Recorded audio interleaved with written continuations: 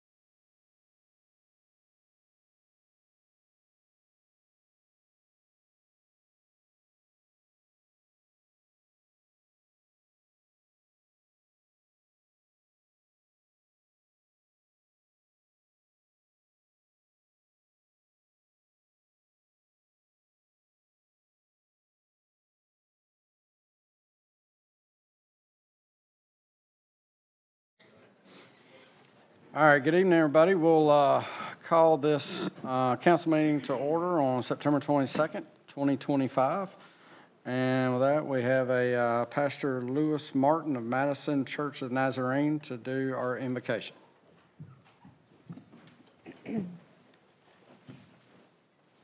Or not. Or not. Maybe not. Miss Lisa, would you mind doing the invocation for us? All right. Thank you, ma'am. Okay, let us pray. Dear Heavenly Father, God, we come before you this evening, Lord, and we just want to take a moment to say thank you. Thank you for who you are, for how you love us, God. Thank you that you have good plans. Thank you for the good plans that you have for the city of Madison, God. Again, we just thank you for who you are, for your love. I thank you that you are in our meeting this evening.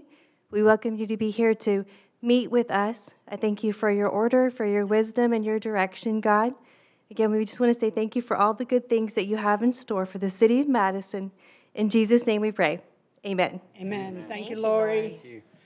And we also have tonight Scouting America Troop 350 to do our Pledge of Allegiance. So if I get a few of y'all or however many up here, and we will follow your lead. But if you'll speak into the lectern. And if I could, as they come up here, I want to read something real quickly.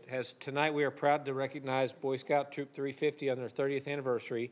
Chartered through St. John the Baptist Catholic Church in Madison, Troop 350 has been a leader of youth leadership and community service in our city through service projects of local schools, parks, and the community.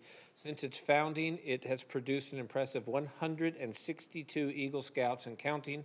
Each of these young men has completed significant service projects that have led to lasting and visible impact of Madison, led by Scoutmaster Rich Ayers, a dedicated Madison resident. At the invitation of Council President Seifert, he and these members will lead us in the Pledge of Allegiance tonight. Congratulations to the troop and welcome. We'll let you guys lead. Okay. Troop 350, please salute. Please join me in the Pledge of Allegiance. I pledge allegiance to the flag of the United States of America and to the republic for which it stands, one nation, under God, indivisible, with liberty and justice for all. Thank you. All right. Thank you, boys. Thank you guys.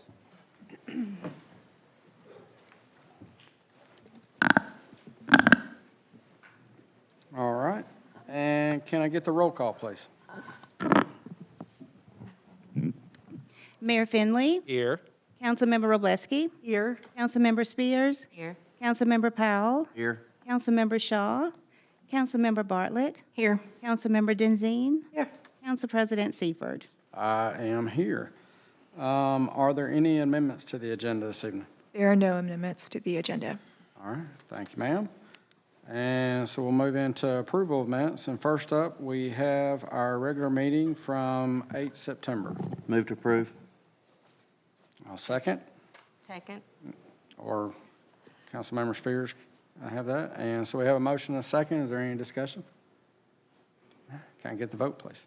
Councilmember Powell, Aye. Councilmember Spears, Aye. Council President Seifert, Aye. Councilmember Robleski, Aye. Councilmember Shaw, Councilmember Bartlett, Aye. Councilmember Denzine. All right, that motion passes. And next up, we have our work session from 3 September. Move to approve. Second.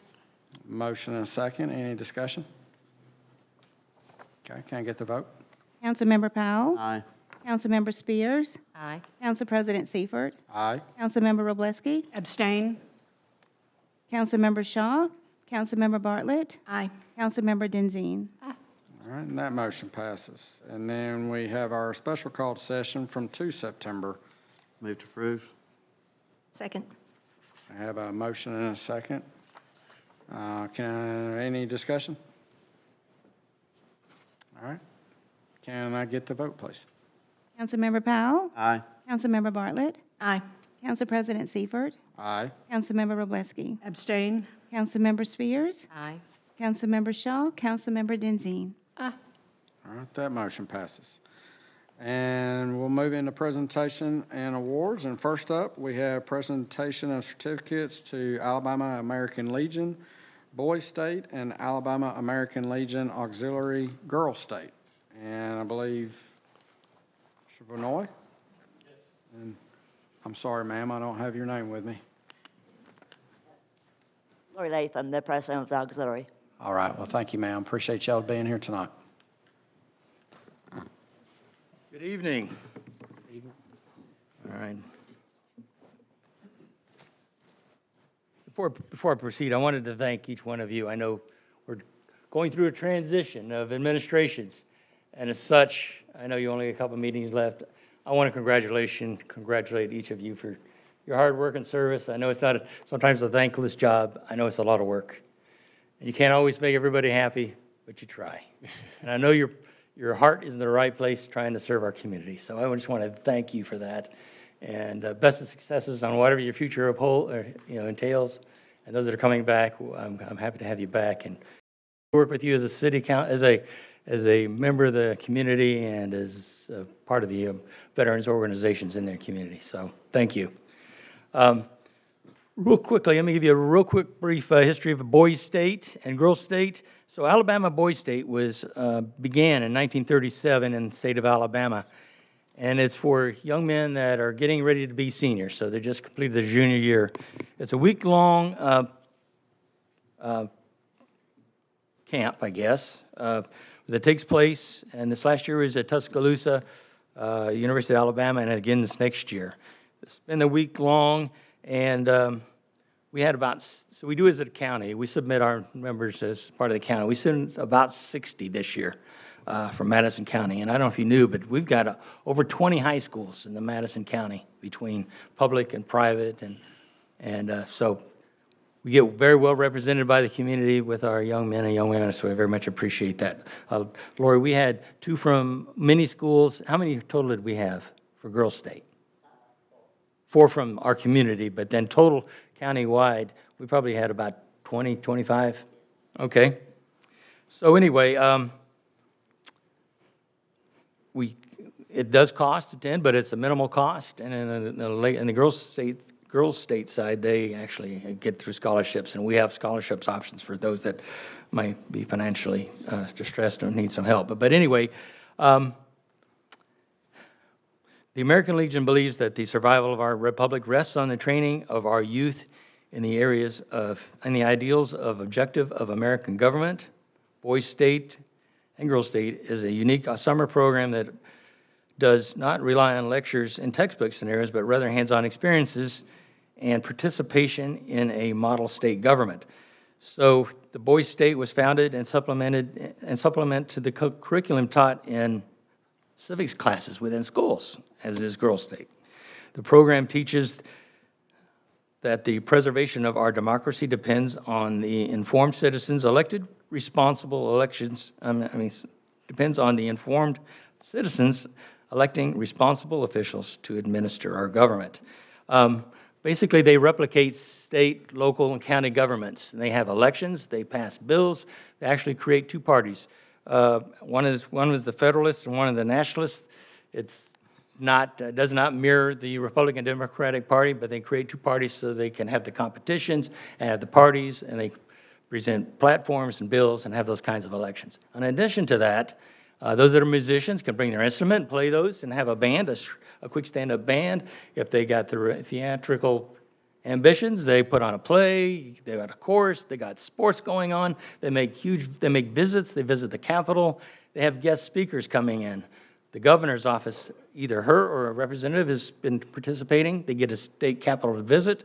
We had the state senators' offices, the national offices of the Senate and the House, sports leaders, all of those get down and have an opportunity to meet. These young men and young women, and when they run for office, they, of course, get that opportunity to be public speakers, to push for campaigns and lobby for support, and all of those kinds of things you have to do in a typical government. So they squeeze this all in a week, amazingly in a week. This year, I'm going to share this with you. So when the winner of the Boys State and Girls Boys State governor and lieutenant governor this year, they actually went to Boys Nation. They go to Boys Nation, 2 representatives from each state. And this year, the state of Alabama, they won the presidency and the vice presidency for the nation, Boys Nation, which is a big, big deal. And that's only happened one other time in the in the nation competitions. And it was Alabama last time. It was many years ago, but this is the first time it's happened since then. And actually, the vice president he's visibly impaired. He was blind, actually. And that handicap did not stop him one bit. I was very, very impressed with the presentation they made when I went to the national conference. We should all be proud of these young men and young women. So with all of that said, I'm going to introduce each of these, the boys, and I'm going to let Lori introduce the girls. We had 5 participants from the 2 schools, Bob Jones and James Clements. We had 3 from James Clements and 2 from Bob Jones. And tonight I have Michael Howell. Here's Michael. You'd come forward. And I didn't bring it up. Karen led the girls' state effort. So Karen, I would like you to come forward and actually make this presentation for us, if you would do that. So, Michael, I got a certificate for you. All right. If you could make that to him, I'd appreciate that. Thank you. We'll get a one big picture here right at the end, okay? I got another young man here. Is it David? Yes, sir. All right. He came, we actually made this presentation at the school board meeting the other day. So we really encourage these young men and young women to come out and participate. It looks outstanding on a scholarship, by the way. Outstanding on a scholarship. I mean, on an application for scholarships, for universities, job applications, for them to have taken that leap to do that. And finally, what I want to bring up was, I got the opportunity to lobby like you do, go to Washington, D.C. and lobby our congressmen and our senators in Washington, D.C. And I, without exception, I went to each of those offices, and have you ever seen those clerks? They're youngsters. Young, and they have zero money, and they're struggling to get along, but they really love their job. Without exception, every office had boys' state and girls' state attendees. So either, and I think both, their resume looked really good that they attended and showed some interest. Second, they were motivated from going to boys' state and girls' state, that government leadership was something important to them. So anyway, I was very, very encouraged, and it was very exciting to me to see that happen. So with that said, all right, David. So here, David, it's Teddy? Yes, sir. All right, David Teddy. All right. Let me get out of the way here. All right. I'm going to call out the other boys that aren't here tonight. Some got homework. Some of them got night classes, because as you know, the city of Madison folks take college courses at the same time, which is something I didn't do, thank goodness. But anyway, I also had a Lucas Lathers here, and he was at James Clements. We had a Karsten Wallace, also at Bob Jones, and we had a Christian Wester, who at James Clements as well. So unfortunately, they didn't make it here tonight, but I want to recognize them. So Lori, I'm going to let you call out the young ladies' names. For the girls' state, we have Reese Calamardi, Autumn Glover, Anna Kay O'Donnell, and Disha Patel.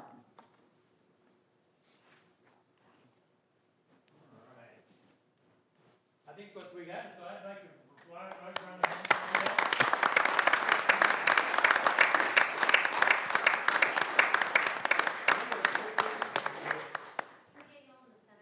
okay, in front of the podium. All right. We'll put these young men and tall young men in the back. Where are you at, Lori? Okay. All right.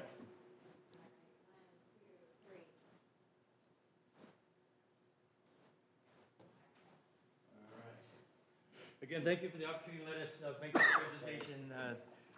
We made lifelong friends. They tell me they always make lifelong friends with this experience. So I'm glad that this is an opportunity for everybody. Did you young ladies and young men have anything you want to share? I forgot to ask you, what positions, you said you were a district attorney? Yes, it was. All right, okay. And did you hold a position? Nope. How about you young ladies? Did you all run for some offices? I was elected to the Supreme Court. Awesome.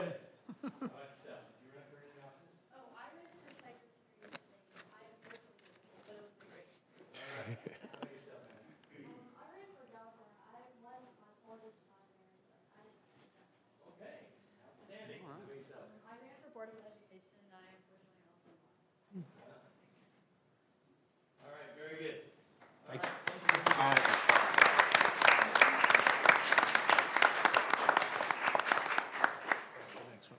Awesome. Thank you so much. And next, we have presentation of a proclamation by Mayor Finley designating September 2025 as Gynecologic Cancer Awareness Month in the city of Madison, to Betsy Fettner, Program Director of the Laura Crandall Brown Foundation. And do you want to go ahead and read it, or? I'll just read a couple things real quickly because I think it is important we do this.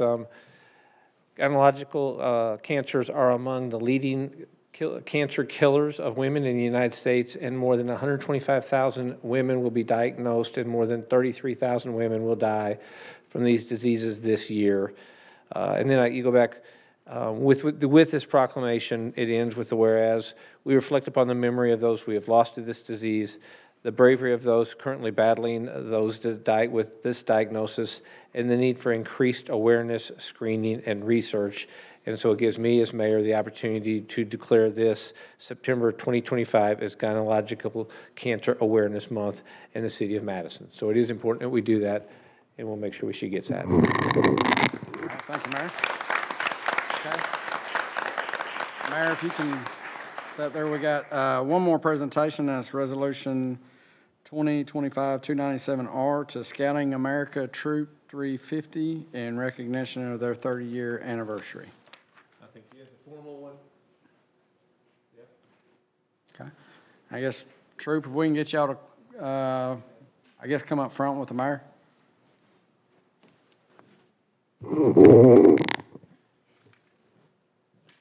You guys come on over this way, please, if you would. And I know I read a little bit about this before, but I want to read it again.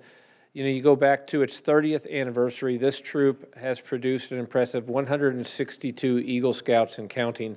I know as mayor so many times, one of the best things that I'm able to do is meet with one of these Eagle Scouts who comes to us with an idea and looks at us and says, I really hope that you would allow me to do this for your community to make it better. And you just go, this group's going to be okay. And it's 162 times that's happened in this area. And so we're really proud of what you guys are doing and how much you've been a part of this.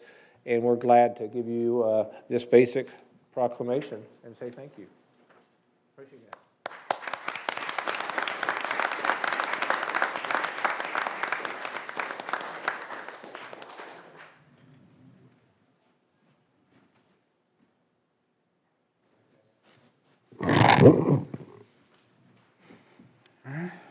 Thank you, Mayor. And with that, we're going to move into public comments.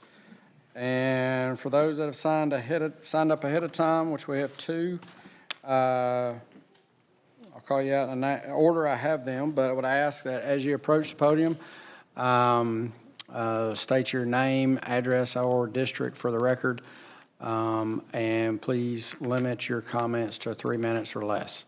So with that, first up, we have Mr. Joey Cece.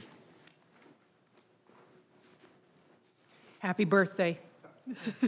Happy My name is birthday. Joey Cece, 124 Iberville Street, Unit R, Madison, Alabama. I just wanted to speak to a item that's on your agenda later in the meeting, which is a name change of Dunlop Boulevard to Town Madison Boulevard. I just wanted to let you know that we did check with all of the addressees that would be affected by this. All of them approve it.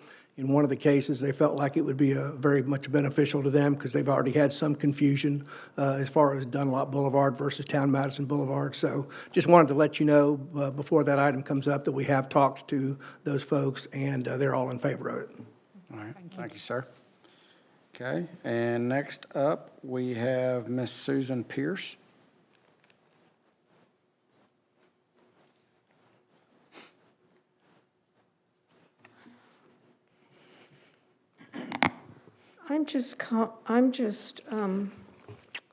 My name is Susan Pierce. I live at 123 Montrose Drive, and I live behind Town Madison. It's in my backyard. So what I am very concerned about the change in the lease for the BallCorp. And I'm not sure that it is in the city's best interest, that the city is going to lose funding and BallCorp is not wanting to pay as much as they currently do. And we as a city need to keep our funds. We don't need to keep losing money to them. And that's all I have to say. Thank you. All right, thank you, ma'am. Okay, that's all we have that has signed up ahead of time. So is there anyone else here in the audience this evening that would like to address council?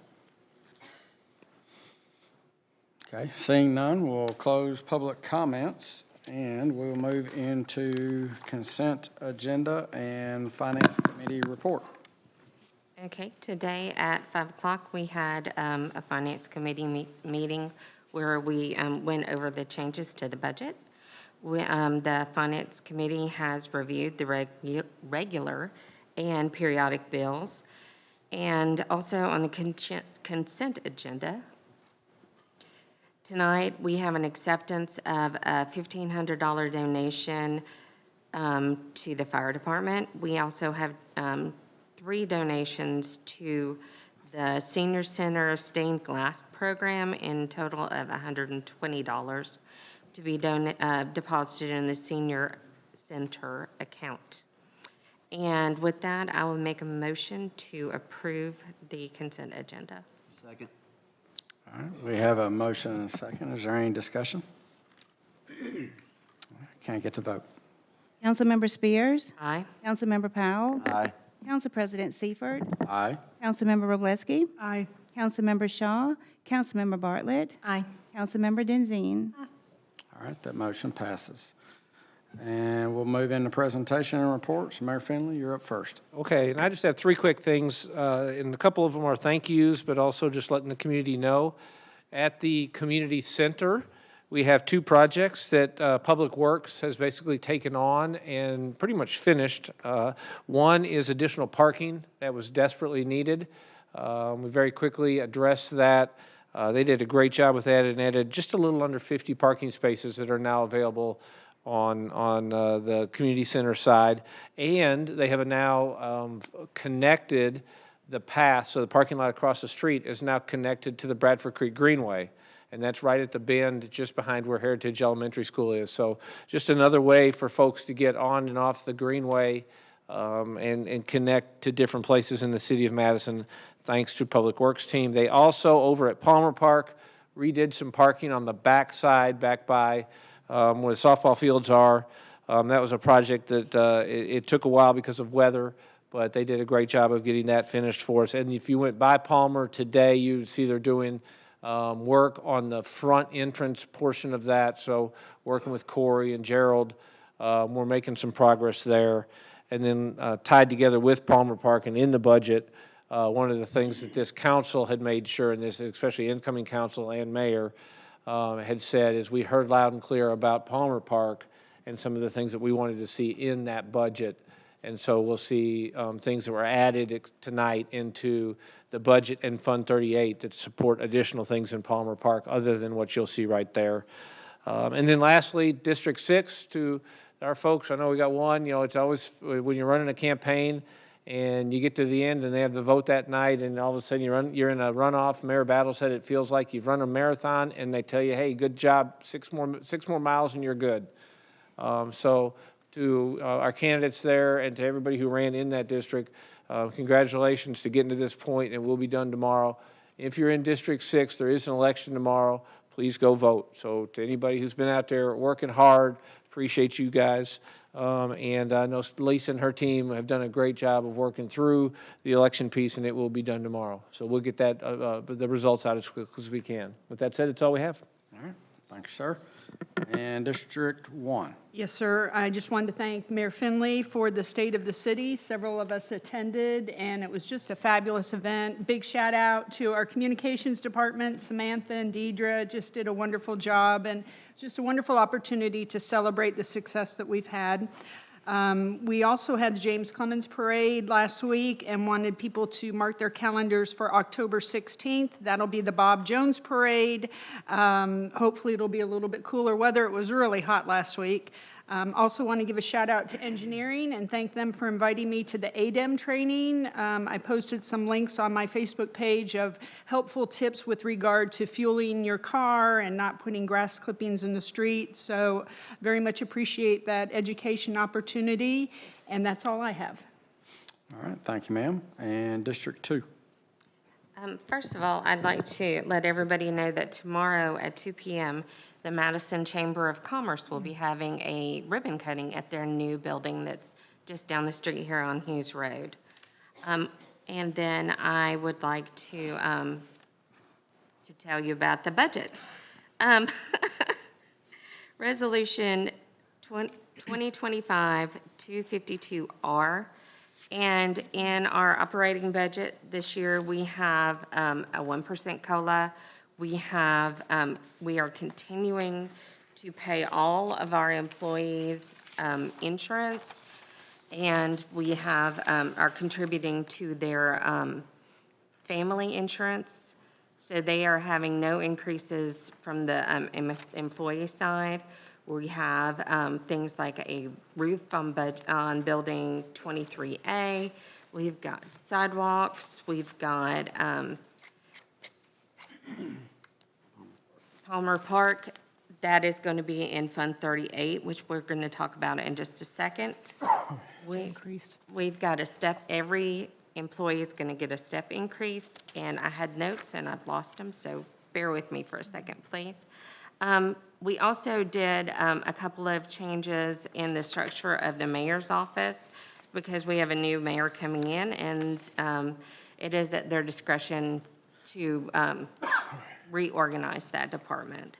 And those are the major things that we have on the in the budget. And with that, I would like to, also, we have some, no, those are in Fund 38. Streets are coming up. So I just wanted to make a motion to approve the budget as amended. We did discuss this during the Finance Committee today at 5. Second. All right, we have a motion and a second. Is there any discussion?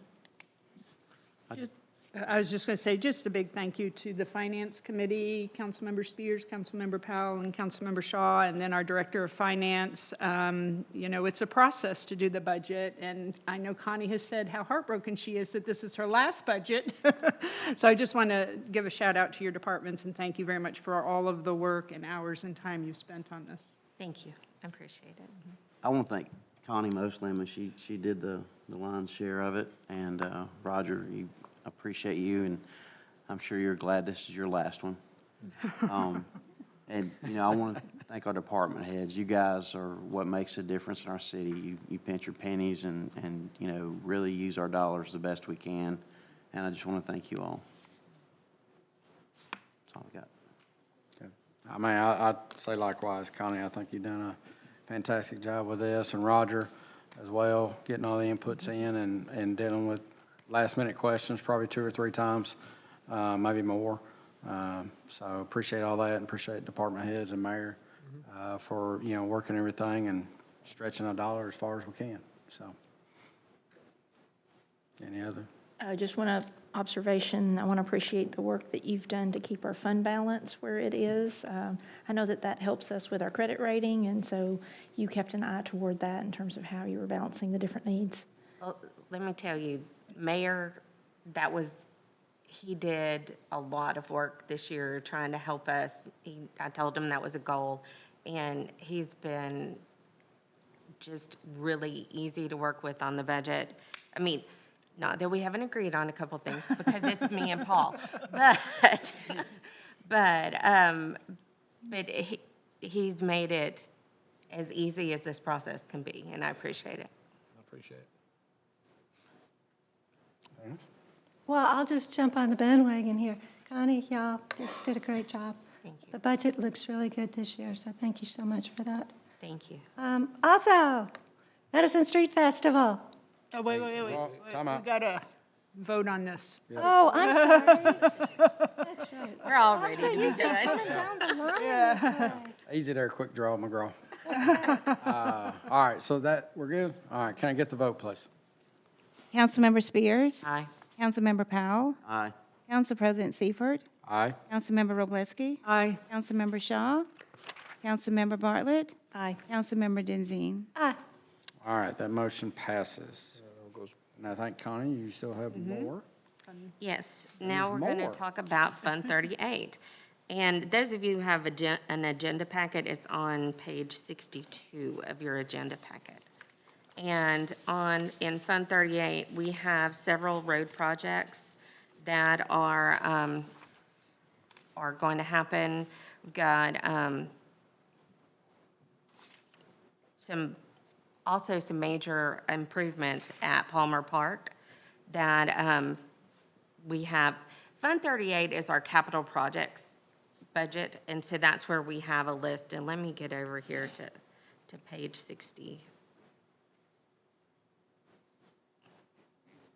Yeah, so while you're doing that, I can say that I've really liked how we've done Fund 38. Once this council approves a project, and it can be in different stages. So a couple of these projects are perfect examples where we put some money in to get it started. The Royal Drive traffic light is a perfect example. Okay, let's get it started. We know we're going to need the engineering. Engineering then leads to what's it, we got a plan, what's it going to cost.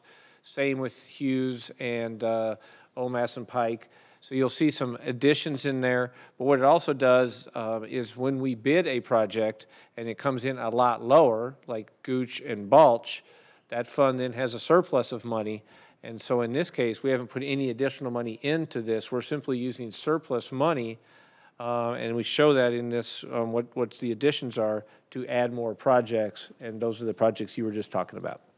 Yes, and that agenda packet is online if y'all haven't had a chance to look at it. But what we've got here is a storm pipe on Pump House Road. We've got Bradley Street improvements, Hughes Road, Portal, and Mill Road upgrades, Madison Boulevard resurfacing. We've got Waltran and Gooch signal and sidewalk. We've got the final payments on the Huntsville Browns Ferry Burg Green roundabout. There's a new roundabout coming in Balch and Gooch. We've got the Balch and Browns Ferry roundabout in our budget. I mean, the animal control shelter, like I said, the Palmer Park upgrades, which includes some batting cages out there. We've got some City Hall renovations and further renovations at the new fire and the public safety annex that we have over on Celtic and over there near Hexagon. So there's a lot of projects that are going on in the city, and I know when we start doing construction, it's a pain, it gives you a headache, but if you'll bear with us, we're trying our best to improve the traffic. It's what we hear all the time, but in order to get it improved, we've got to do these construction projects, and unfortunately, it gets worse before it gets better. But with that, I will make a motion to approve Fund 38. Second. All right, we have a motion and a second. Is there any discussion? Thank you, Connie, for that good rundown there. So, can I get the vote, please? Councilmember Spears. Aye. Councilmember Powell. Aye. Council President Seifert. Aye. Councilmember Roblesky. Aye. Councilmember Shaw. Councilmember Bartlett. Aye. Councilmember Denzine. Aye. All right, that motion passes. Connie, do you have anything else? Hang on. Sorry.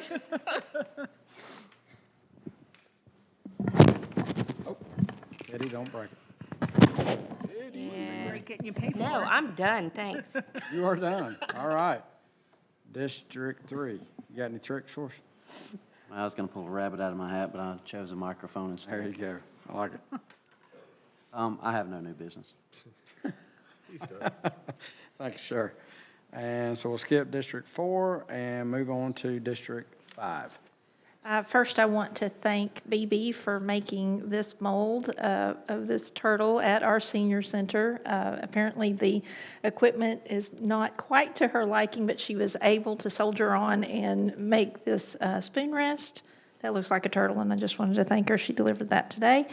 Also, a reminder that the Board of Education applications are due at the end of this month, close of business, And we will do interviews in October after fall break. And this is to replace the seat that's held by Alice Lessman, who is elected to City Council District 5. Finally, I have a resolution number 2025-295-R authorizing funding from the council special projects budget for Christmas decorations and using the remainder of our special projects money. Move to approve. Second. All right, we have a motion and a second. Is there any discussion? Looking at Santa Claus over here. What happened to you? Holding on to this money and all of a sudden it's gone? All right. Well, for Roger the likes record, there Christmas as much as I do. Roger does, that's what I say. I know who likes Christmas. There you go. Well, this is what the reason why last year, I think it was last year, we were voted the most Instagrammable spot in the county was downtown Madison with our big ornament that has the bench in it. You absolutely, it was, and it was money well spent. There's people down there all the time. Nice job. All right, sorry. You're good. All right. Can I get the vote, please? Councilmember Roblesky. Aye. Councilmember Denzine. Aye. Council President Seifert. Aye. Councilmember Spears. Aye. Councilmember Powell. Aye. Councilmember Shaw. Councilmember Bartlett. Aye. All right, that motion passes. Anything else? You good? All right, Council District 6. Now I get to talk of the Madison Street Festival. It's just so exciting. It's great that it's happening again this year. It took a lot of work this year. It didn't just fall together, but the people in the committee worked very hard in order to provide this wonderful festival.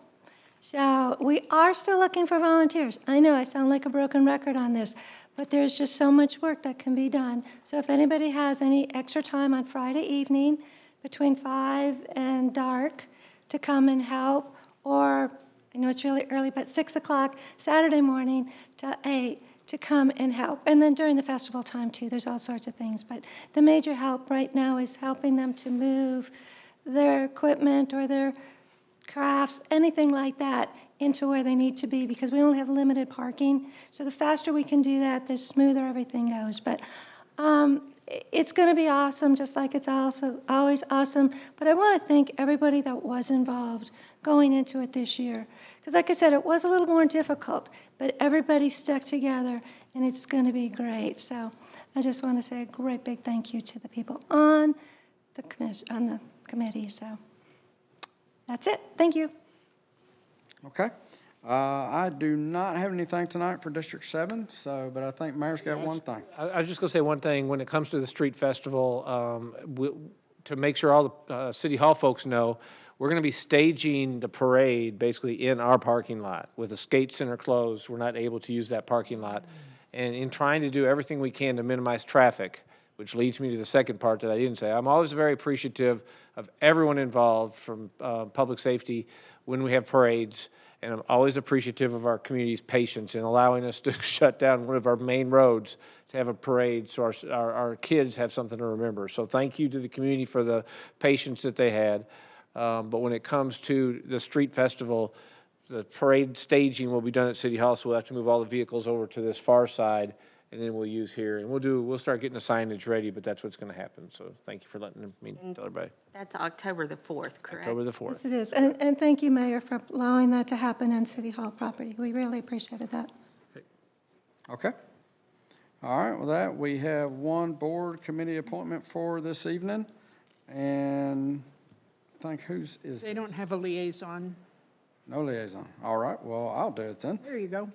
We have the appointment of Tristram Evans to place for the Madison Station Historic Preservation Commission with a term expiration of 3 September 28.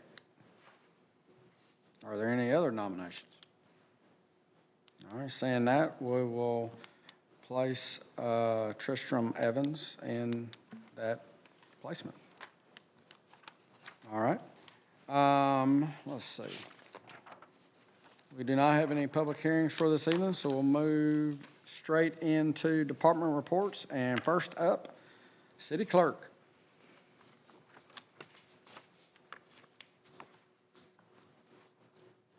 Good evening.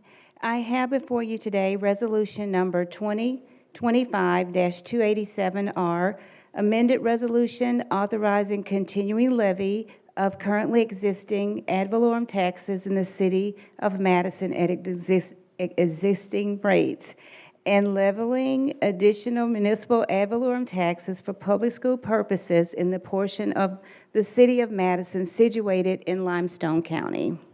Move to approve. Give Karen, and I can be second. Okay. All right, we have a motion and a second.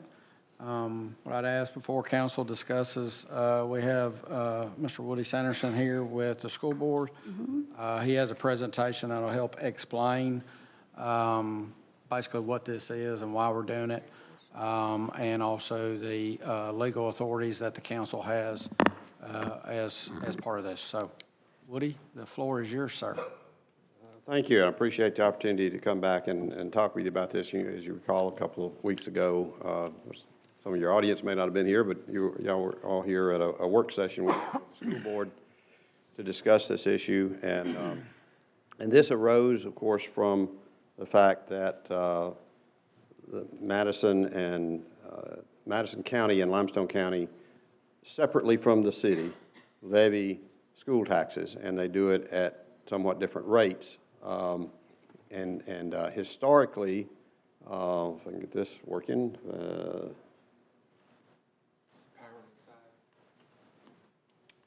on the side, that's okay, maybe that operator error. Madison County has historically levied these higher ad valorem taxes than in Limestone County, and this became an issue really from the time we started the system in 1998 until finally in 2008 we were successful in getting a constitutional amendment adopted, 805, which authorized the city to equalize, to levy such city tax as necessary in the Limestone County portion of the city to equalize the rates between the two counties. And this was first done in 2009. At that time, it was a 10.5 mil difference. But since then, it has been equal because the city supplemented the tax that for schools in the Limestone County portion that was not levied by Limestone County as it was by Madison County. So it's continued, and in both counties until now, there has been a 5.5 mil tax. It's actually two taxes. One's 4.5 and one's 1 in Madison County, and I think in Limestone County for some reason it was 4 and 1.5, or but in any event, a total 5.5. And those taxes in Limestone County came up for renewal in a vote in 2023 for renewal of a tax that will last be levied. It was last levied last year and will last be collected October 1. And these taxes from the county are levied in arrears, and for that reason, if this is not corrected, this equalization is not corrected in a timely fashion, then next October 1, the school board would not recover that amount. So here's essentially what, just as a recap, what the amendment allows you to do. It provides that the council shall have the further power to levy and collect each year on property located in the city of part of the city in Limestone County such additional ad valorem taxes for school purposes as is necessary to equalize the total rate between the two counties. So the city recently sought an independent legal review of this issue after our work session, and sorry, for some reason in the translation to your system, the font changed, and it changed a little bit, but I can go over the provisions that were in that opinion. The legal opinion was requested by Megan in the city attorney's office through Hand Arundel, that does some work for the city on a consulting basis. And they received that opinion late last week.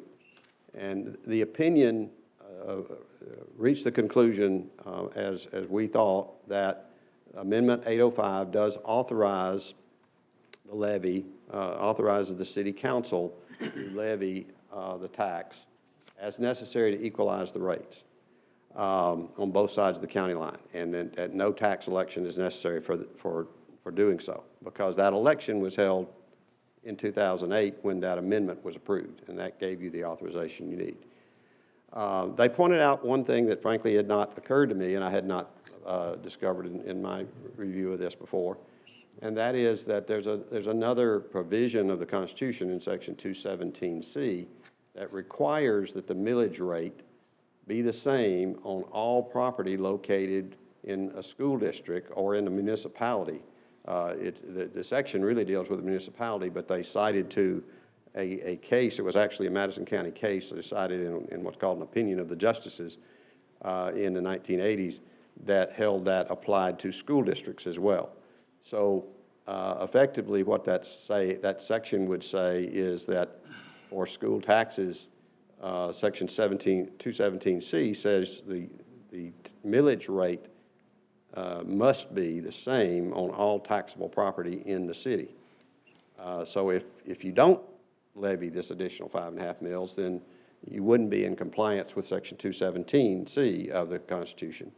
So how do you do it? Well, in your case, you have Amendment 805 that authorizes you to do it.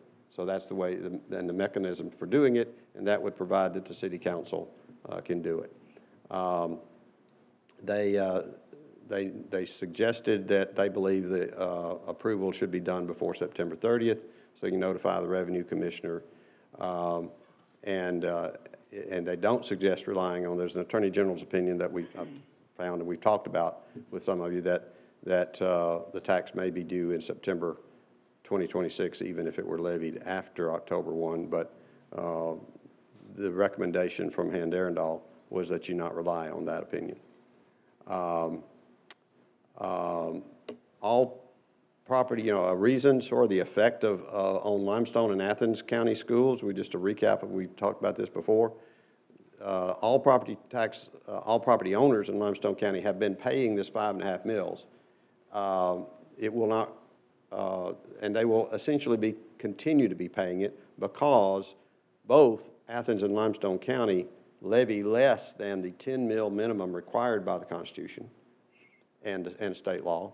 And so with the 5.5 mills not being levied specifically as a tax, they fall under that 10 mil minimum, and they won't have their tax reduced at all by the fact that it's not levied in Limestone County. That is as to Athens and Limestone County residents. It's different for Huntsville and Madison portions of Limestone County. And that's because the 10 mil minimum here is not in effect because we both in Huntsville and Madison, we levy more than that 10 mil minimum. So unless you levy this 5.5 mills on the portion in Limestone County, then those residents will be paying 5.5 mills less than the residents in Madison County. And because there's no district or countywide Limestone County levy of the tax. It would reduce the revenue to Madison City and Huntsville City schools.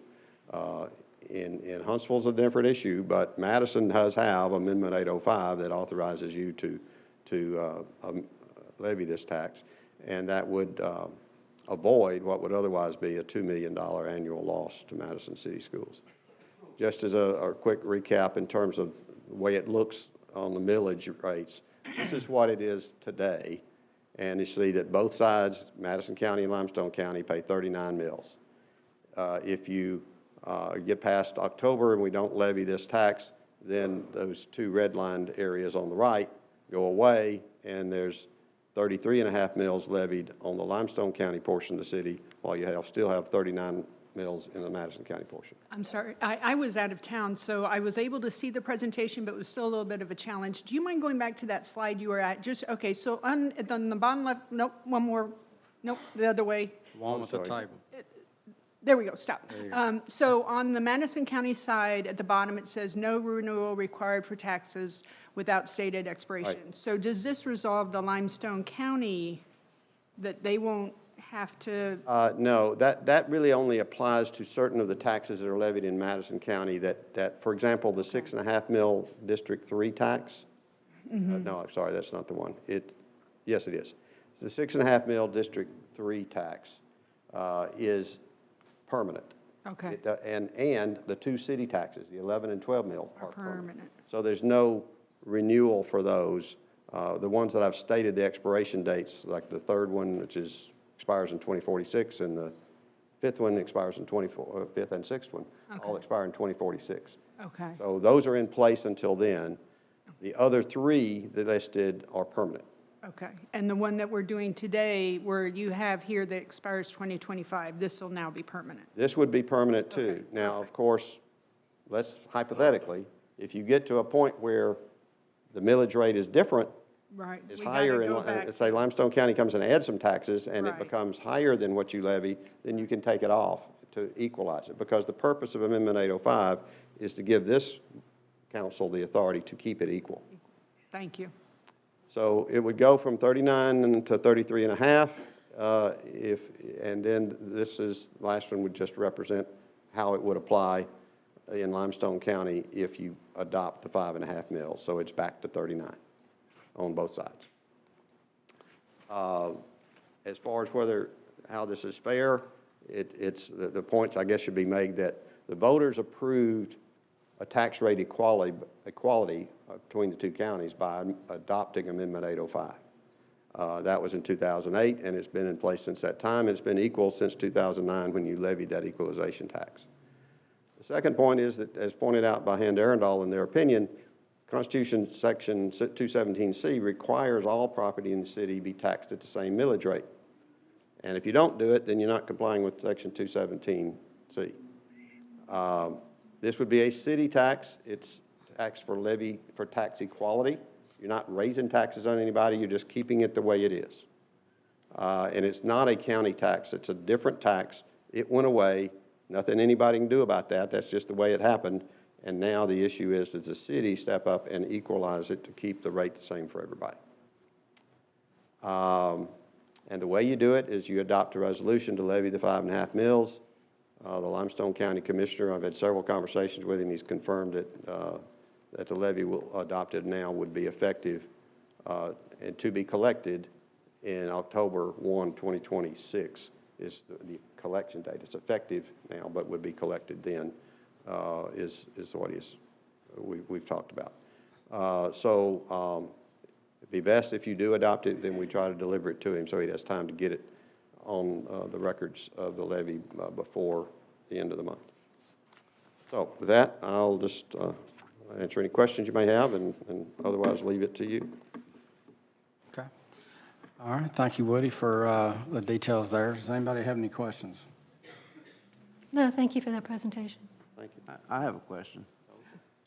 So it allows us to increase the 5.5 mil to make it equal, correct? Does that same section allow us to decrease the Madison side to make it level? It does. It essentially, it allows you to levy such tax as is necessary to maintain equality on both sides of the county line.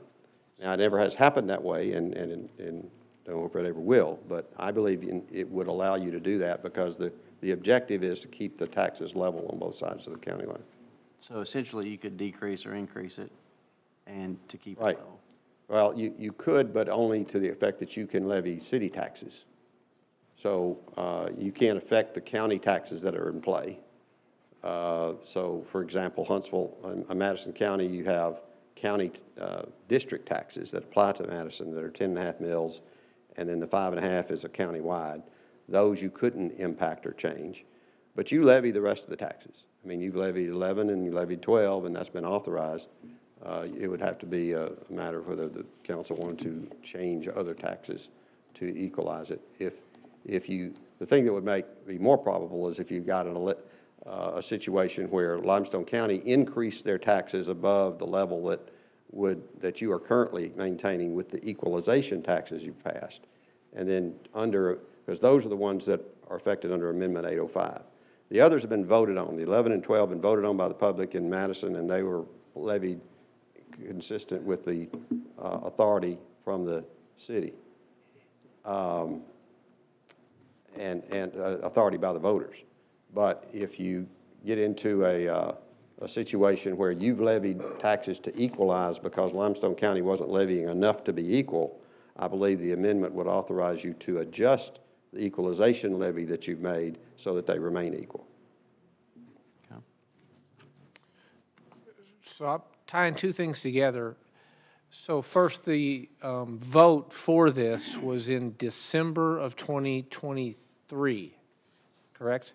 For the tax. Right. So the reason we're having to do this tonight is it happened in December of 2023. Right. Okay. But there was, it was taxed originally for, I think, 20 years, and that 20 years would ran out with the last of the 20th year being a levy which occurred on October 1 of 2024. Okay. And it will be collected effective October 1, 2025. There is not a tax that would be in place to be collected on October 1, 2026 for this 5.5 mils. Okay. But so we did it in 23, though. So we could have had the vote in 24 again to try it again before it kind of ran out, right? But we chose not to have the vote. Well, it wasn't a we there. It was a Limestone County voters would vote on that tax. Mm-hmm. And it affects, notwithstanding it has to be voted on by Limestone County, it affects Madison voters that live in Limestone County, Huntsville voters that live in Limestone County, Athens City. No, I get all and that. So collectively, there was an attempt made to get it renewed as a Limestone County 5.5 mils tax. Mm-hmm. When it didn't get renewed, as I pointed out earlier in the presentation, for Limestone County and Athens, All right, so school districts, hold on it one doesn't second make there. any difference because they don't lose anything. Here's my point, because now I got about 4 more questions, but so my question is, we did that in 23, and you guys brought this to our attention 5 weeks ago. Now, earlier this spring, the school board had asked us, John and I for sure, to come, and I know Karen was there, to come and have a presentation by Dr. Nichols on all the capital requirements that we had. And at that time, the board basically said, hey, get with the city and start talking about the financial part of supporting us in the ways that we needed to. And I know that was sometimes on the half-cent sales tax, but here we're having this tax that has never been discussed until 5 weeks ago when you send a letter, that we get this letter, and it's pretty dang complicated as far as, because a city tax over here, but you're talking a county tax over here. Why did we wait that long to have that discussion? And then put this council, I don't vote, I mean, and I know, but to put this council in a position where they've got to make a decision on, who's not going to give the schools the money, but in the same sense, who's not going to respect the citizens who basically in all 3 of these taxes with 65% said no. You go back to we had 2% of the people vote in the Lamb of God district, 2%. You could say we didn't have a chance to make a difference. I completely disagree. If it was this important to our school district, how did we not let our people know how important it was to our school district? It sounds like the answer is because we always had this where you guys were going to have to do it by state law anyway. It just doesn't seem right. Well, I guess I would respond to that in this way. The tax, when it first failed in late 2023, again, there was a good bit of time that went forward into 2024 where the driver in this principally in terms of calling the election and all that, it's a Limestone County matter. It's not City of Madison or Madison City Schools really couldn't make that determination. And we had helped and supported and urged them to try to get it on the ballot and pass it, obviously to renew it, it goes on sort of automatically. The question of whether you put a renewal back on after it's failed really gets back to the county officials and the school boards over there, whether they're going to put it back up for another vote. And the calculation, I'm assuming, that was made at some point was we're going to get the same money anyway because of the 10 mil minimum. So it makes no difference to Limestone County or Athens whether it's in there or not. But that wasn't an immediate decision made the day after it failed.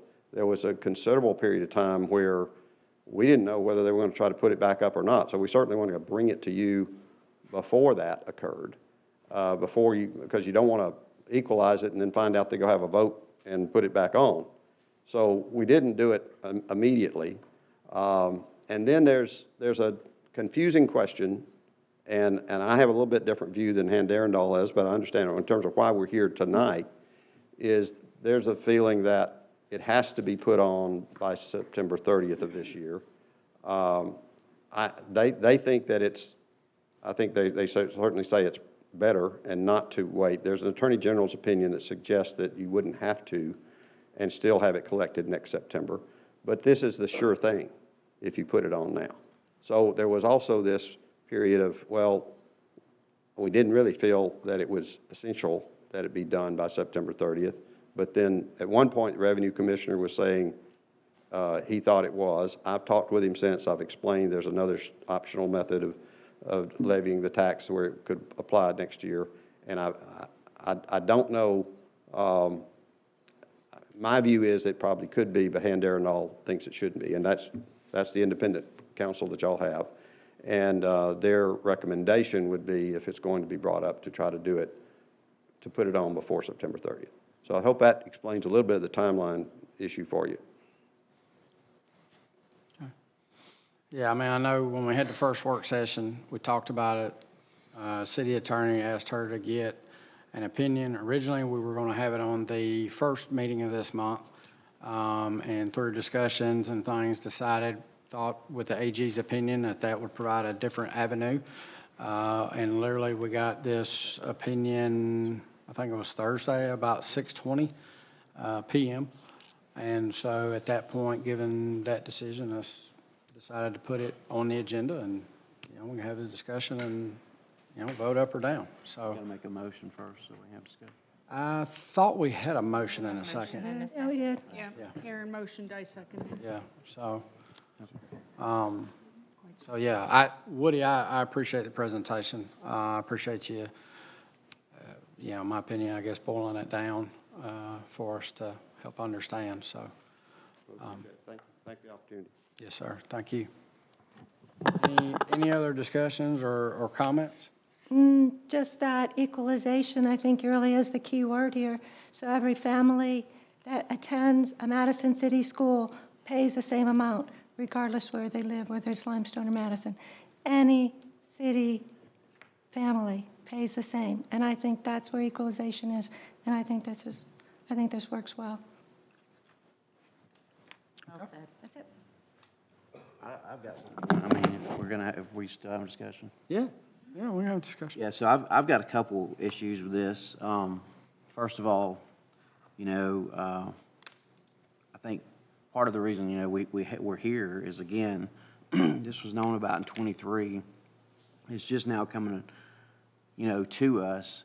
We had discussions beginning of this year, some in the last year, about half-cent sales taxes coming up in '27, and none of this came up.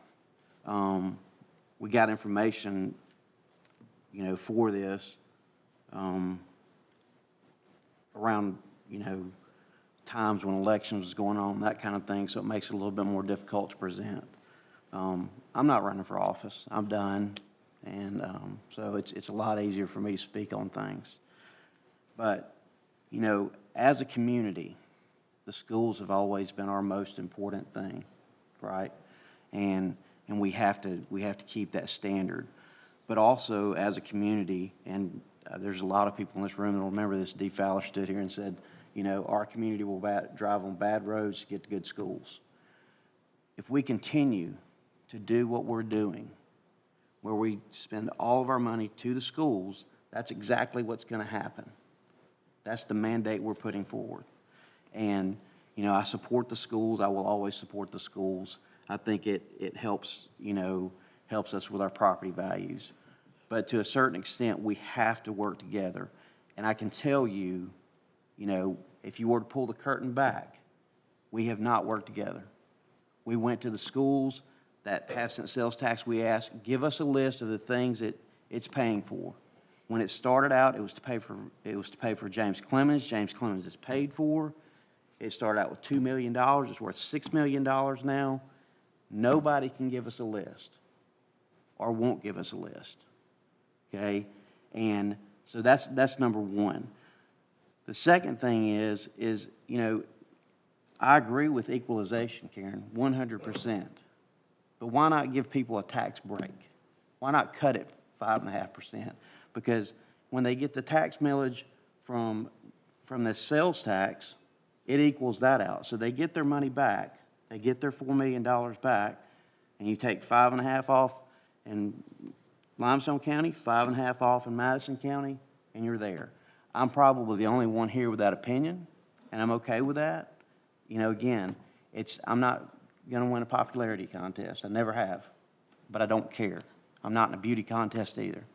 So, you know, I think it's incumbent on us to look out for our citizens, and, you know, for this to be brought to us just because the school board dropped the ball on this. That's what happened.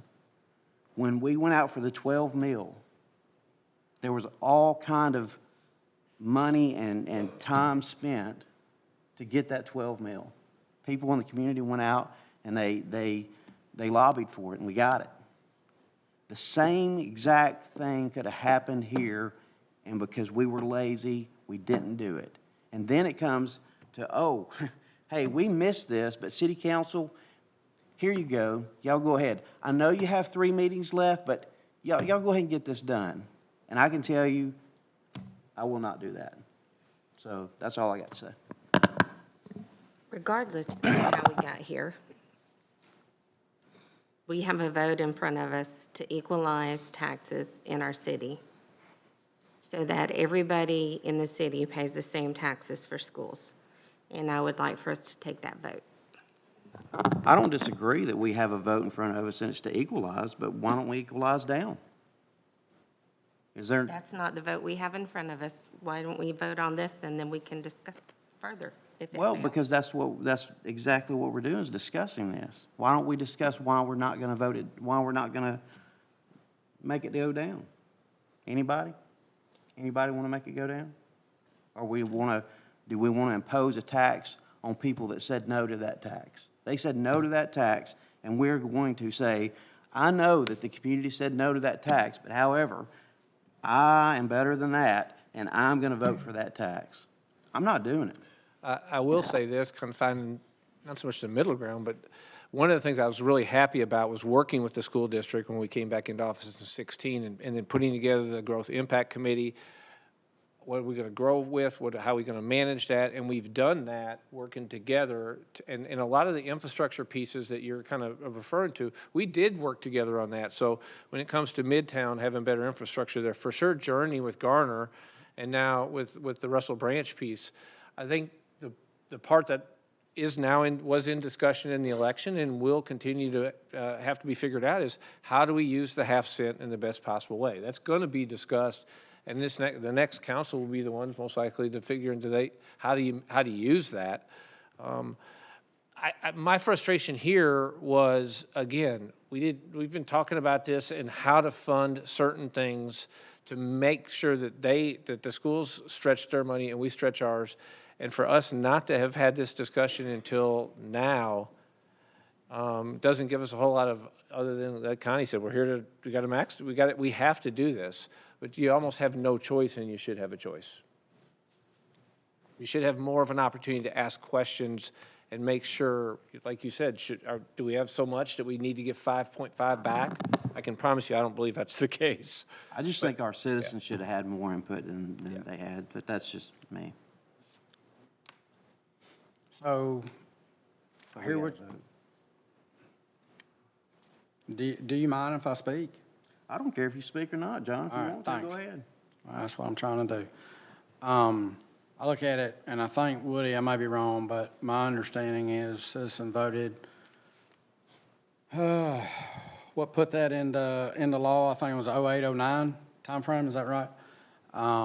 Now, granted, Madison was a whole lot different in 08-09, the amount of Limestone County versus now. But the citizens back then voted for the city to have that authority. Did we fall asleep, or did we maybe not take the election seriously in 23? Yeah, probably so.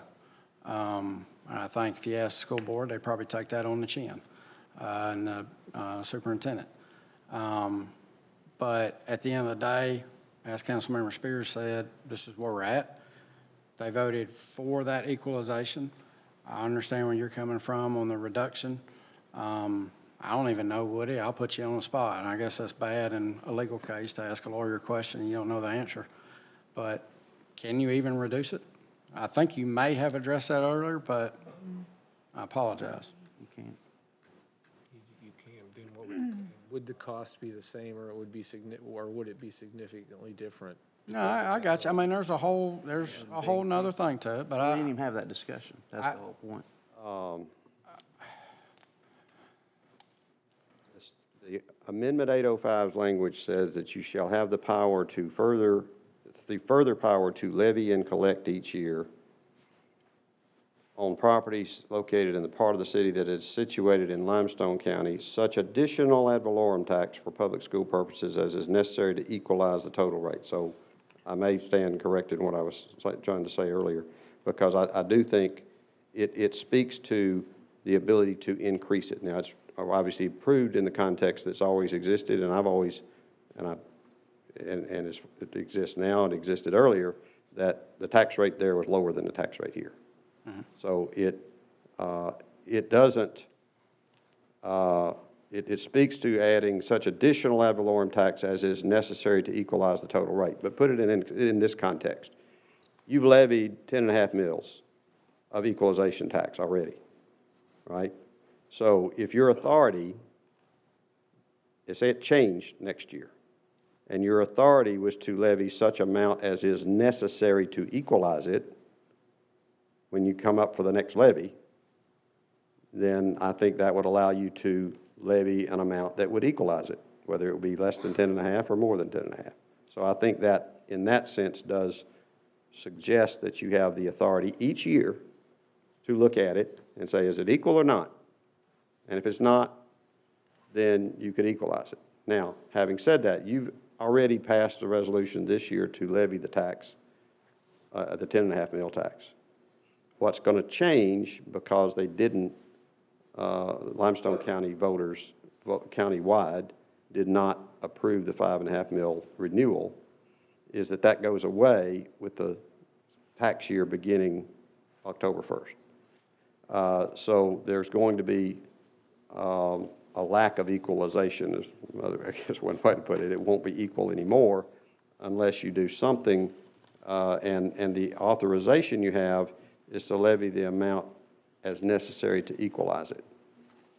And so in theory, I guess you could look at it as you could take that 10.5 mils and reduce it by 5.5, and then that would be equal.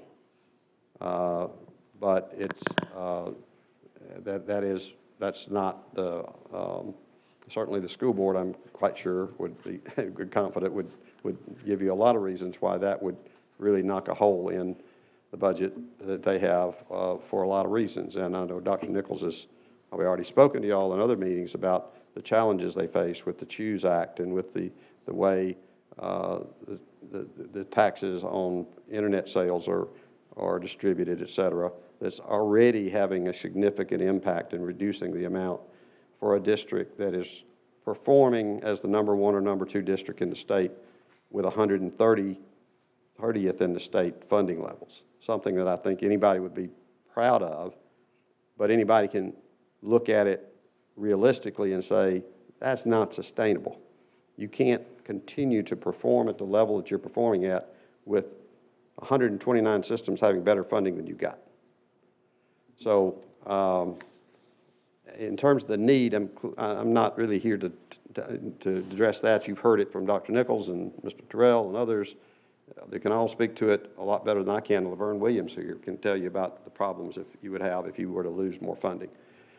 But what I can tell you is that it's not only my opinion, it's the opinion of your independent counsel, that you not only can do it, but as he's pointed out, Section 217C of the Constitution requires you to maintain a level that's equal on all taxable property in the city. Yep. So it's just a matter of how you want to undertake to do that. Woody, Madison County renewed the tax, whichever 4.5 and the 6 point whatever. In 2017. Yes, in 2017, and it passed resoundingly. Right, countywide, And it sounds even better in Madison than in the county as a whole. But Madison County passed that, Right. and so they voted to renew that tax. Right. But Limestone County's tax didn't expire at the same time. No, And Limestone County as a whole voted on it. And it didn't pass anywhere. right.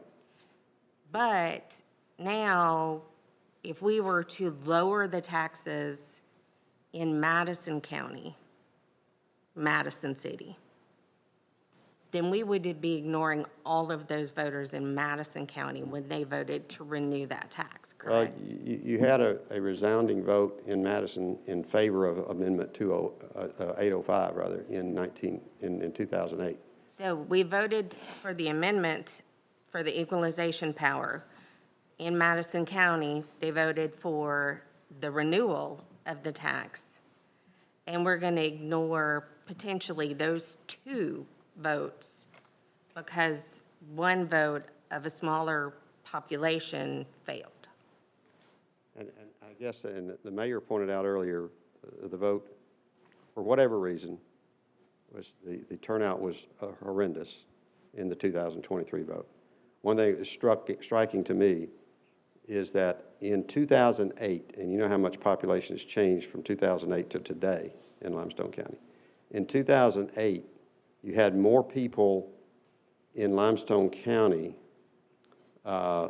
vote for taxing themselves this amount. And it didn't carry in the Limestone County portion of the city. I'm not suggesting it did, but more people voted for it, 250 some odd, I think, in 2008 than the entire number of people who voted in the city of Madison in 2023 when this 5.5 mils was voted on.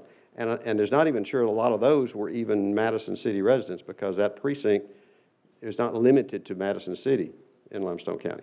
And there was only like 151 people total that voted for or against the 11 mils, the 5.5 mils in 2023. But what we can vote on right now, tonight, is whether or not to equalize taxes within our city, By raising them. Right. equalizing them, my words, or we can vote to not equalize them. That is our choice. If we vote to not equalize them, then we are going against Amendment 208. Section 217C is. Section 217C. So we would not be compliant if we voted this down. We would be like Huntsville, we wouldn't be compliant, because they don't have the I'm not same Huntsville. option we got. We are not Huntsville, we are Madison. Well, let me ask you this, Connie. When you went to the I school. can disagree with you. I want you to disagree with me, but I want to ask you this question.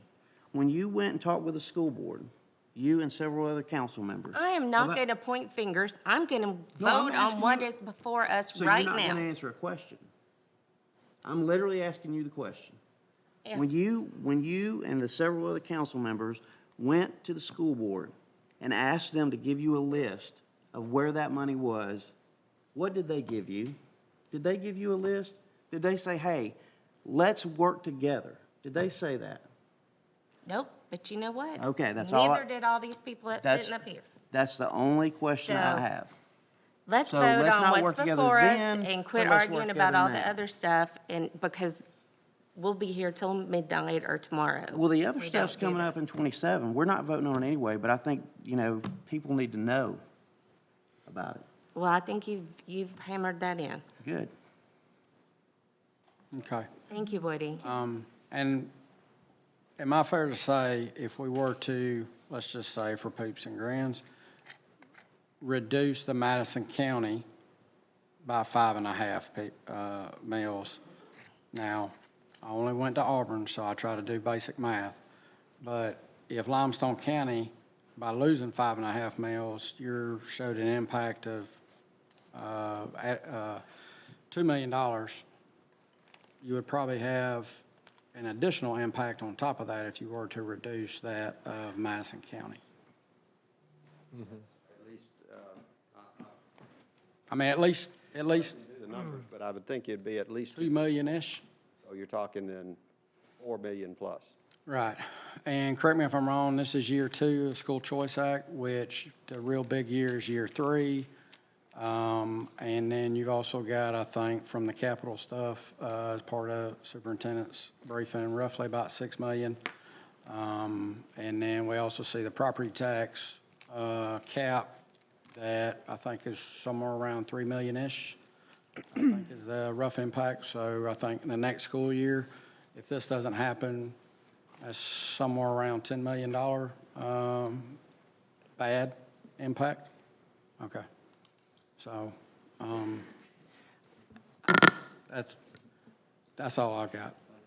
I just wanted to make one comment, and that is to clarify, this is not a property tax increase. This is a continuation of the current tax that they have been paying that would expire in 2026. And that's all I have. Looking forward to a vote. Yep. All right. Can I get the vote, please? And I have no idea who made the motion Aaron and then me. second, but Councilmember Denzine? Aye. Councilmember Roblesky? Aye. Council President Seifert? aye. Councilmember Spears? Aye. Councilmember Powell? Aye. Councilmember Shaw? Councilmember Bartlett? Aye. All right, that motion passes. Thank you, ma'am.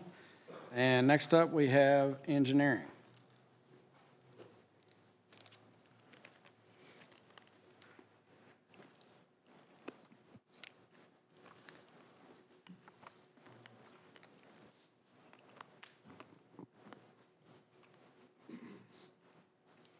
Okay, tonight I have proposed ordinance number 2025-255, changing the name and designation of a public street from Dunlop Boulevard to Town Madison Boulevard. The first reading was on September the 8th.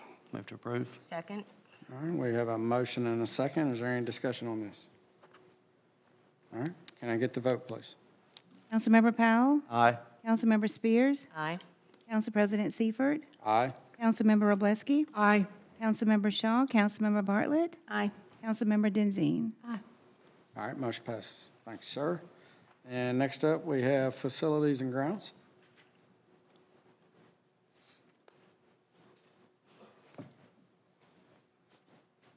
I have 2 items this evening for council. First is approving the renewal of service agreement with Genco Inc. for quarterly plan maintenance inspections and annual load bank tests on 8 generators. Fiscal year '26, amount $20,400 to be paid from the Facilities and Grounds Department budget. Move to approve. Second? Got a motion and a second. Is there any discussion? Can I get the vote, please? Councilmember Powell? Aye. Councilmember Spears? Aye. Council President Seifert? Aye. Councilmember Roblesky? Councilmember Shaw? Councilmember Bartlett? Aye. Councilmember Denzine? All right, that motion passes. Second item is Resolution 2025-299-R, renewal of service agreement with State Systems, Inc. for fire safety inspections and monitoring services. Fiscal year '26 cost $24,256 paid in quarterly installments of $6,064 from the Facilities and Grounds Department budget. Move to approve. Second. We have a motion and a second. Is there any discussion? Can I get the vote, please? Councilmember Powell? Aye. Councilmember Seifert? Aye. Councilmember Roblesky? Councilmember Spears? Aye. Councilmember Shaw? Councilmember Bartlett? Aye. Councilmember Denzine? All right, motion passes. Thank you, sir. Next up, we have HR.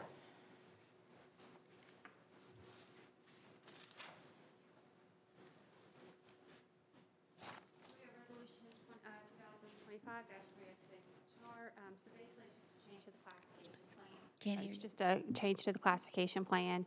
We have a position in the mayor's office currently titled Aide to the Mayor, so we're just going to change the title to Director of Operations and Communications. Everything stays the same, just kind of establishes what their duties are. It's still going to be at the pleasure of the mayor. Move to approve. Second? All right, we have a motion and second, I believe, by Councilmember Spears. Okay, any discussion on this? All right, can I get the vote? Councilmember Powell? Aye. Councilmember Spears? Aye. Council President Seifert? Aye. Councilmember Roblesky? Aye. Councilmember Shaw? Councilmember Bartlett. Aye. Councilmember Denzine. Aye. All right, that motion passes. And next up, we have legal.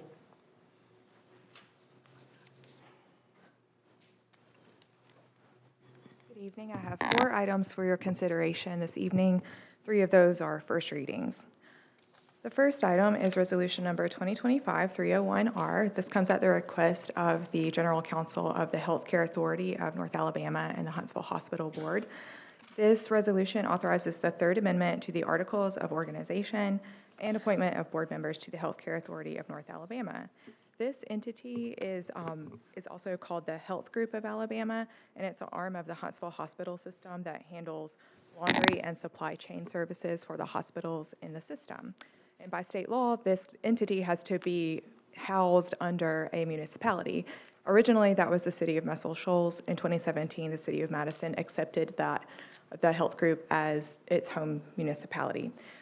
Also, by state law, the city council must approve any changes to the governing documents of the organization. And so the board is asking for an amendment to its certificate of incorporation in order to downsize the size of the board from 6 city-appointed members to 3 city-appointed members to follow planned restructuring.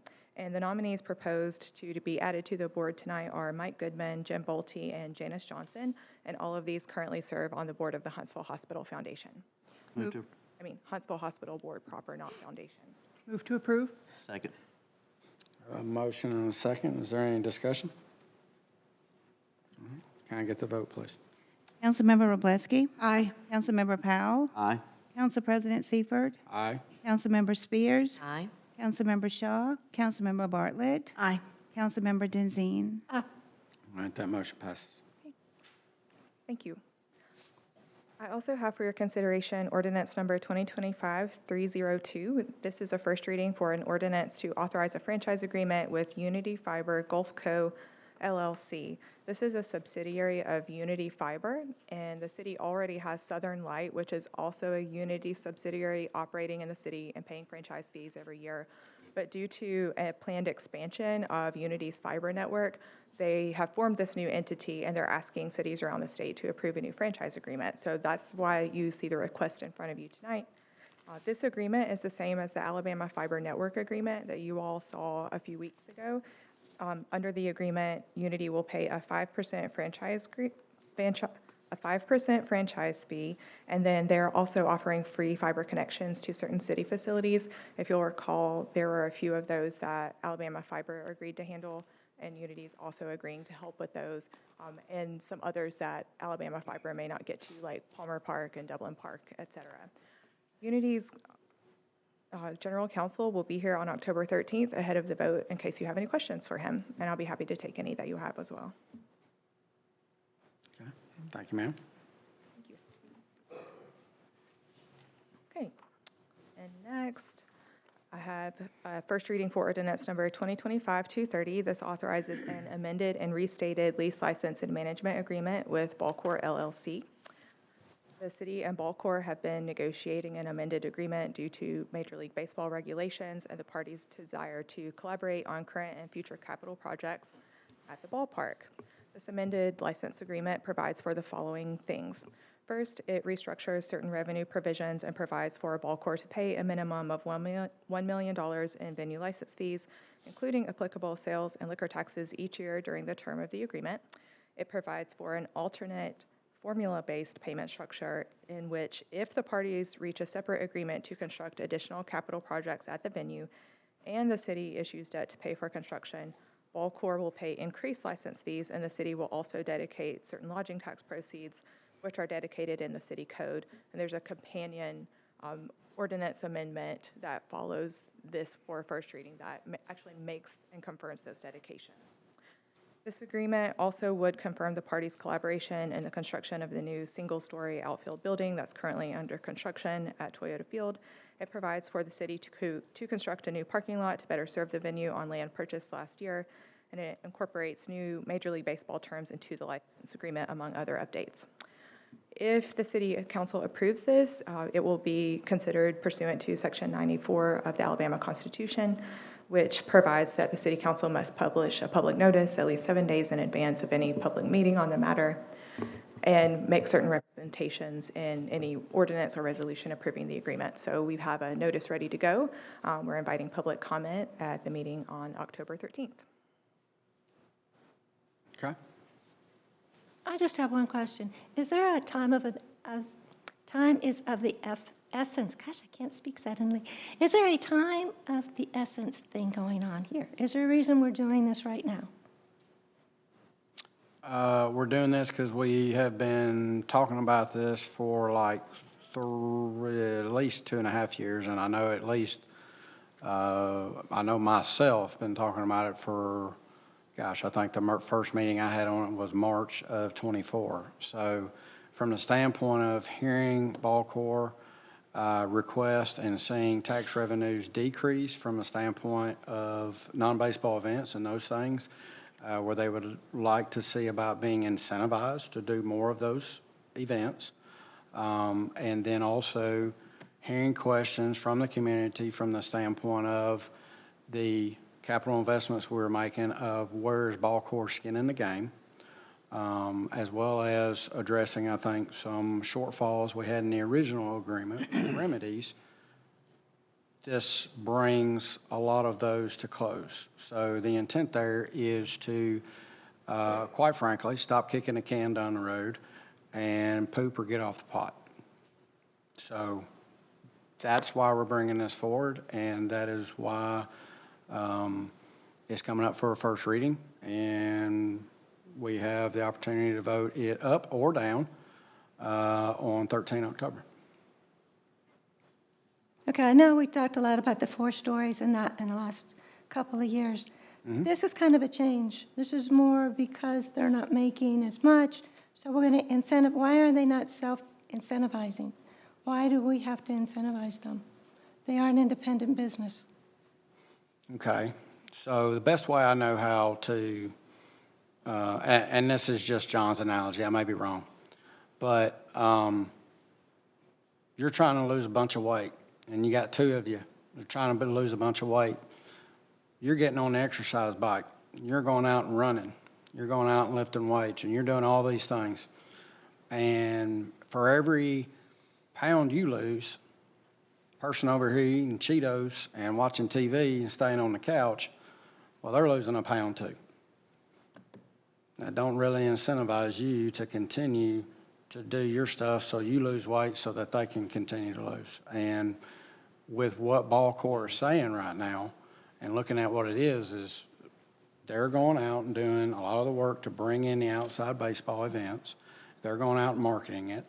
And then they're splitting the revenue with the city to go do that.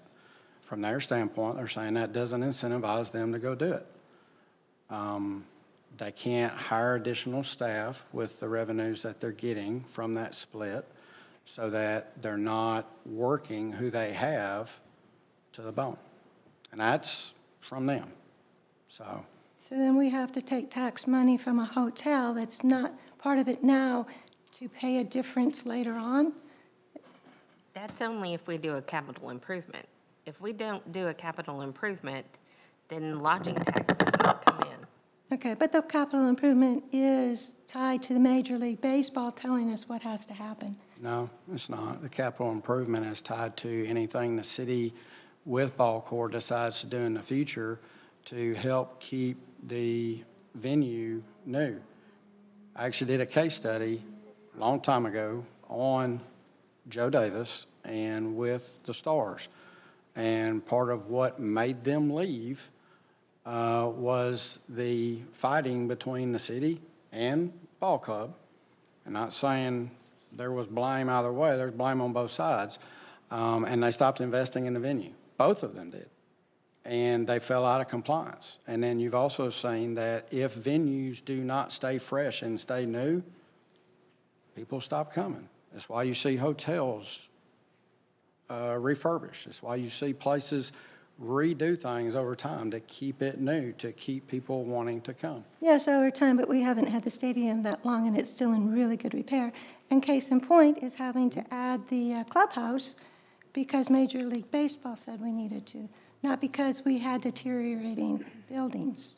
Don't disagree, but at the same time, Major League Baseball, and I think from what I saw in your email today, is a legal monopoly, and based on our agreement, we either stay compliant or we don't. And if we don't, then you lose the venue because they have the opportunity to go elsewhere. And if they go elsewhere, the $383,000 of revenue that we had in 2020, now that excludes the half cent, and that's just the sales tax revenue outside the stadium, to what we're projecting this year, somewhere short of $4 million, I don't know, probably goes away. And just kind of a mark on the wall, both of the road widenings we did cost about $6 million to add 12 foot of pavement for about a mile. So that's about 2/3 of a mile of pavement that you just lost. I have a couple of questions I'd like to follow up on this first reading. First, I want to thank Megan for sending the council sort of a line by line of some of the differences. And one of the things that you sent us on page 2 that council received was the difference in the financial terms of this proposed new lease agreement and the existing lease agreement. And I asked Roger to help illustrate on the 2018 agreement when Megan says that both of these descriptions show a minimum $1 million lease payment. But then on the 2018, the current agreement, it also summarizes and says, in addition to the $1 million payment, the actual lease payment is also comprised of different revenue streams: ticket sales, non-baseball events, which we just discussed, naming rights, parking revenue, sales tax. And so I asked our finance director, Roger Bellamy, to help the council understand what those parcels are in the lease payment. So Roger has prepared a slide, and I'm going to share this with the council, and I've asked Chris to project this so that you can all see what this means when Megan summarizes for us the component parts of the lease payment. And that one's a little small, but we're going to start, and I'm going to ignore the top block for a moment because those are future improvements that we're going to have to pay money for and find funds for, okay? And I want to go down to the BallCorp and the lease that's current and the one that's proposed. And on the left, what you're seeing is last year, the 2024 payment. And what we received from all of those component parts for the lease payment was $1.4 million, okay? And so in the new proposed lease that we're reading tonight, I don't think it's ready for prime time. It's not fully baked. And I objected to this coming before the council for a first reading because I didn't think the council was ready to really vote and notice something based on the terms of this lease. So here's what changes. Under the new lease, what you're going to see is a minimum $1 million payment. And there's a difference there. Instead of getting 1.4, now we're going to drop the payment to $1 million. And here's what goes away. All of those component parts of the lease payment. Not only the non-baseball events. I can follow that argument, that they're not as incentivized to do non-baseball events if they're having to split them 50-50 with the city.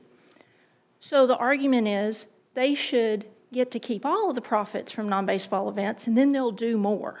They're not incentivized enough today with a 50-50 split. But in addition to that, we get a portion of the parking fees that you pay to park out there. We get to split naming rights. We get to split the ticket sales. We get $1 off of those tickets. Those all go away. And so here's what we're having to do. We have obligated the city, not this council, the previous council, to a $3.1 million bond payment. And here's how we've been paying it. Before this date, we would take all of those component parts of the lease payment, and they added up to 1.4. We still, as a city, have to contribute $300,000 to a venue maintenance fund. That obligation doesn't change under the new lease or the current lease. We still have to pay 25% of the utilities, even though we're not getting any of the non-baseball events, but we're still going to pay some utilities, and we've got this $3.1 million bond payment. And so what you're seeing as the delta, the difference, the 2.2, we get really close to paying that through lodging tax. Our current lodging tax receipts don't quite equal 2.2, but they're getting closer to that amount.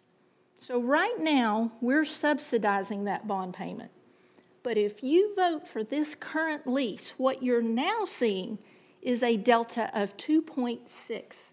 And our lodging taxes do not add up to that and can't catch that. So you're going to have to pull money from other funds, other taxpayer dollars that could go to roads, and you're going to have to pay for it with the way that this is currently constructed. This is not ready for us to vote. I object to it being on this agenda. I think that it takes a little more time to think through before we notice something and change the way that we pay for that stadium debt.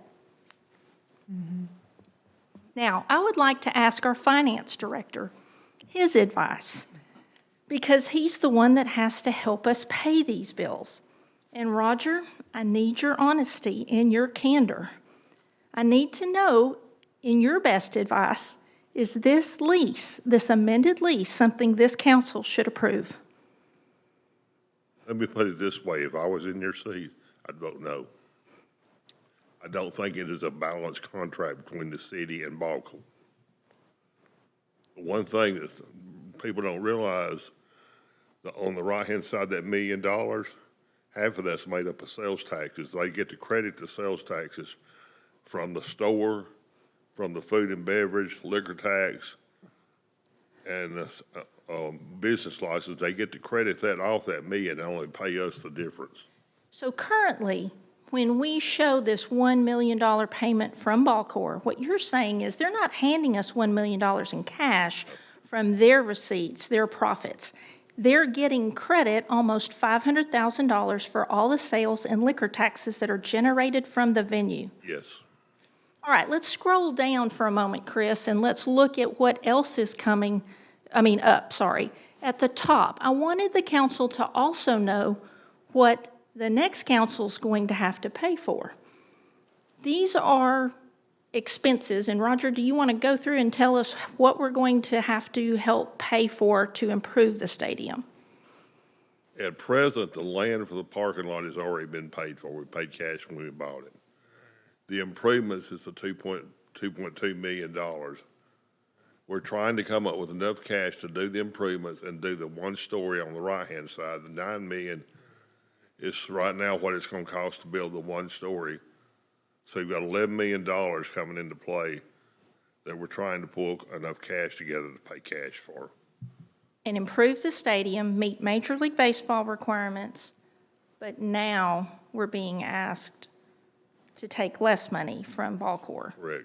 And we're going to have to make up, and so let's scroll down. What we're going to have to figure out how to pay for is a $3.1 million bond payment with a delta of $2.6 million. So, Councilmember Bartlett, I really appreciate you putting this together. I want to point out maybe, at least off the top of my head, maybe some, I don't know how else, maybe say it, inaccuracies.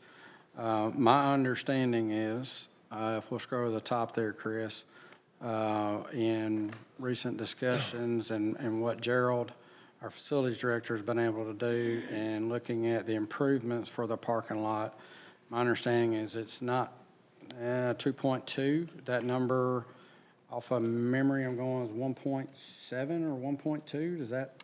We could add the architectural pieces and all the different buckets that go into that number.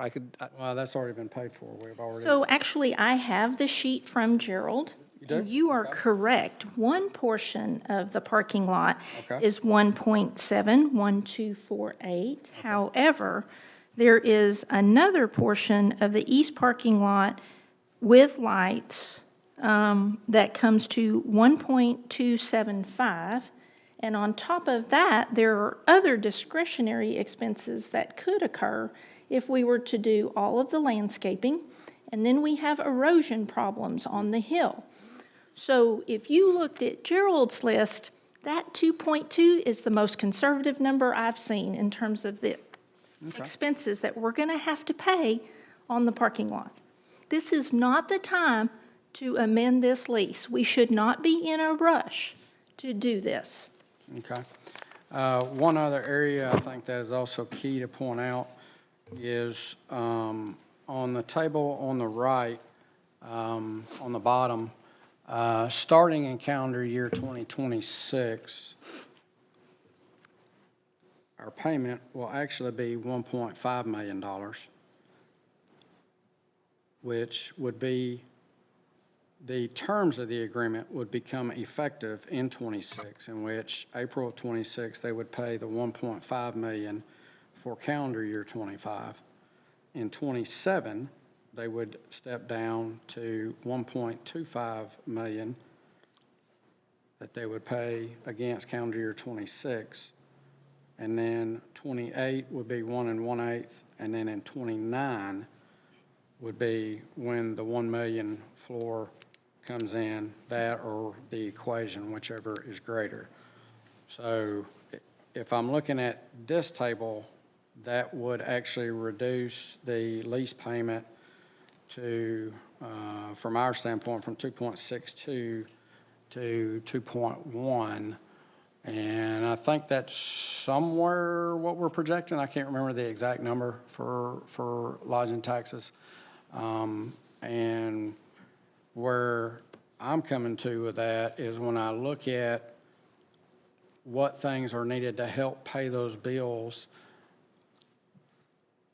and from at least the lease standpoint, venue maintenance and utilities is looking at in, let's see, 26. So in 27, you've got a delta of about 250,000, in which you've got a full year of non-baseball events having been incentivized to realize some of those tax revenues, as well as any additional lodging taxes for hotels that may come online that we don't either have in here now or have projected, as well as from the standpoint of government travel, whether there are relaxations in that. From the standpoint we see here, about 70% of our travel industry is DOD, government, 30% residential or, commercial, whatever, as well as seeing some of the things coming in the Tennessee Valley area, starting to realize Space Command, just the growth we're having, as well as FBI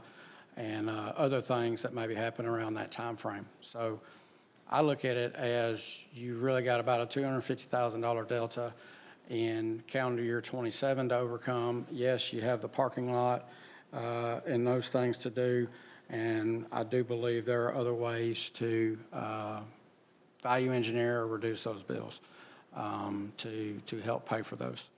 So I don't know. That's my thoughts on it right now. I will disagree with you. I don't think this is fully baked. I think it's well done. And I think we're at a point where we have 3 weeks to discuss it, get public input, and bring it up for a vote. If it passes, passes. If it doesn't, it doesn't. And next council can figure out what they want to do. I'm in total agreement with Councilman Bartlett. I don't think this is rarity. I think this puts the taxpayer way too much at risk, and that's not our purview. Our purview is to provide services, not to help a ball club. I know we need to keep them, but our first responsibility is the services to the citizen. And I believe this just isn't it yet. I agree with Renee. Can I ask a question? Sure. Megan, as our city attorney, is this in our best interest for our constituents, for this council, for this mayor? Let me, before you answer that, she can answer from the standpoint of, what risk does she see for the city, those Right, kind of things. that's From the what I'm standpoint asking. of what she sees in the best interest, Well, that's what I'm alluding to. In her expert opinion, as our city attorney, do you believe that this amended lease is in the best interest of this government? How's that? Is that No, phrase better? not really, but Megan, you answer it how you Just feel tell comfortable. Legally, can it be done? But if I could, just real quickly, one thing I am happy about as someone, and you were part of it, and others were too, when we put together the overall deal on the left-hand side, that in turn generated revenues for this anchor for Town Madison. We tried, we knew we needed about the low end would be 1.2 million, the high end about 1.6, 1.4 in the middle, and they agreed to 1.1 million as a minimum. So in year 2024, they hit right in the middle of where we thought we'd be, and you tie that together with what Renee was talking about, and we have in the bucket that was specifically defined for the stadium about 2.1 million. We're right there on where we needed to be, and that was taking care of venue maintenance and utilities. So as of right now, the deal we have in place is a good deal. I think they've been very successful on their side of things. We're listening, and so I don't think there's anybody here that doesn't want to listen to the ball team say, hey, great, however, we'd like this. I think it's too early right now. I wish we had not brought this forward. I do understand from a timing standpoint, you kind of had to do it based on what you're trying to accomplish as far as getting it to a vote. But to me, it's a little bit too early. And one of the reasons is the other piece that hasn't been developed yet is the economic development piece that we've been working on. And I think we're working with the team and the CVB on some really cool stuff that's going on that I wish we had announced. We don't have it, and we can't bring it forward. And it does have some bearing on what you might see on the right-hand side, but it's not ready to talk about yet in any form or fashion. I don't know if it will be 3 weeks from now, but if it were, we'd want to have an executive session to fill you in on what we know and feel good about. So I say all that to say I'm really happy on where we are. It's too early to have brought this forward, but you had to do it because of your timing. And I think we still have a lot of work to do with a really good partner who, you guys think about it, here's what, when we put this together, we're trying to figure out any way we can for us jointly to generate revenue. And because of that, 4 of the revenue channels bring us 1.4 million. So we're in good shape. We can make our own decisions, but it's still got to be baked. And there's some stuff that we're going to be working on regardless of where you guys headed. It's a first reading, and thank goodness, because if it wasn't, then I don't think we'd be anywhere close to ready. And Mayor, I think, and Roger, please correct me if I'm wrong, but in these discussions that we have had behind the scenes, Roger has told us repeatedly that that minimum number, if you remove all the component parts of the lease payment from the naming rights, the ticket sales, the parking lot, the non-baseball events, when you remove all of that, that minimum number up there needs to be 1.3. That is what you have told us over and over, is it not? So the answer is yes, and I think one of the things that in John and Connie putting together the agreement that they did, they start off higher than 1.3 and then eventually get lower than 1.3. So it's listening, but not quite everything that they're asking for. Again, the component that's going to make a difference is if the economic development piece comes in where we can renegotiate. See, that piece of it was negotiated when we had joint driving forward on revenues, when we were each sharing in some of that. We need to look at that again. So 1.3 was the low number. They start at 1.5, but eventually get to 1. So we'd have to figure out a way to overcome that. And it doesn't account for some of the other stuff. Again, it has to be negotiated. So there's a lot still to do, but at least we've had a first reading. And we're going to vote on this in 3 weeks. Yeah. So, and I will say, and we've had a lot of meetings. There's been a lot of things said and a lot of things contradicted, and even some tonight. So from that standpoint, 13 October, be here, be square, vote up or down. So unless anybody else has anything. let's move on. Thank you, ma'am. No answer then, I guess. You'll give me an answer in 2 weeks? Okay, thank you. John, were we to need to have some sort of executive session or something that we tie together, you'd be a work session? sure. Once we got all that information, if we get to that point. Yeah, we get to okay, that good. point, I there's know you're no- open to that, we just Yeah, got to still heck work yeah. towards it. Okay, cool. You know, we can just speed some people up that it's kind of hard to push a rope. Yep. Unless you freeze it. The next item that I have for your consideration tonight is ordinance number 2025-229. This is also a first reading, and it's the companion ordinance to the one we just discussed. This ordinance amends Section 10230 of the Madison City Code regarding the disposition of lodging tax proceeds. And this ordinance does several things. First, it confirms the current ballpark debt service dedication. It also confirms the debt service dedications for the Town Madison interchange. It also provides dedications for future potential capital projects as contemplated in the amended license agreement.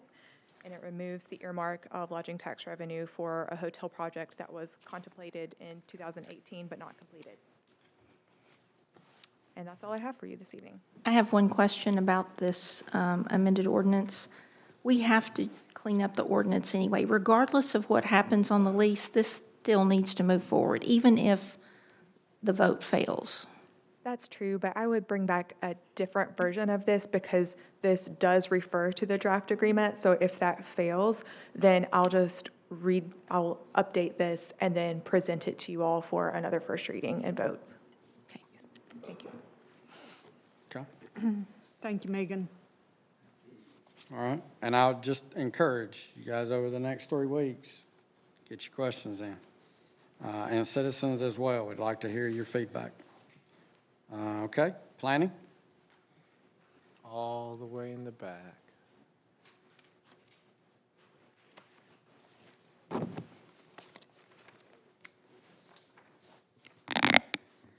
First item is proposed ordinance number 2025-276. This is for vacation of utility and drainage easement within 143 Inwood Trail.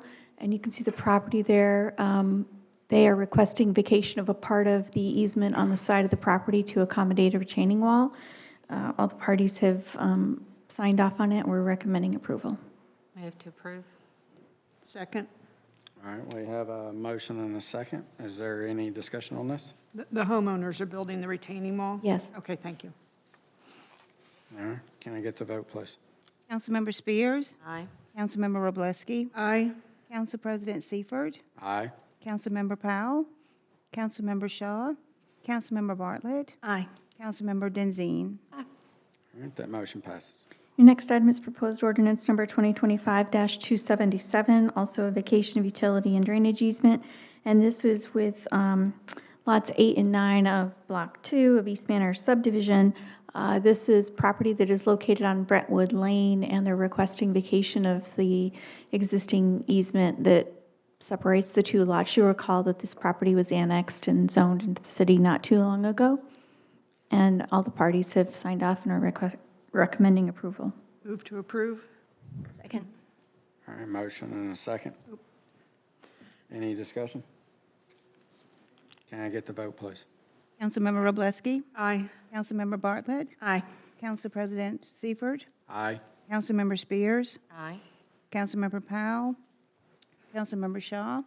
Councilmember Denzine? All right, that motion passes. Third item is proposed ordinance number 2025-278, also vacation of utility and drainage easement.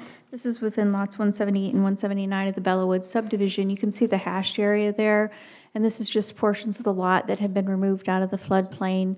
There's an existing drainage easement that we're requesting be removed. Move to, go ahead. Move to approve. Second.